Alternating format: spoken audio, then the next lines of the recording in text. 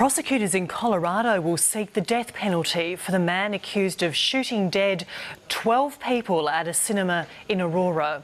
James Holmes is charged with multiple counts of murder and attempted murder over an attack at the premiere of a new Batman movie last July. Sky News reporter Greg Milam is in Los Angeles. He's been following the case. For James Holmes, justice's death is what the district attorney said in making that announcement, which was widely expected. There's been a gag order in place, though, so we didn't have confirmation until today. And at the moment, it's scheduled to go to trial next February, a 4-month trial.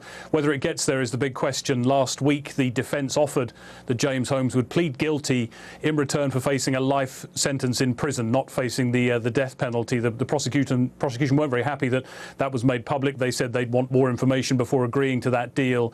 But the likelihood is those negotiations will continue to do a couple of things: to save the huge expense of a trial, of course, and all of the appeals that follow in a death penalty case, and also to save the trauma for the families. The district attorney spoke to some 800 people before making that decision that he announced today: survivors, relatives of those who died.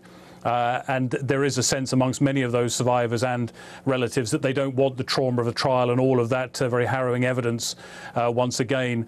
When in Colorado only one person has been executed in the last 30 years, there are only 3 people on death row there.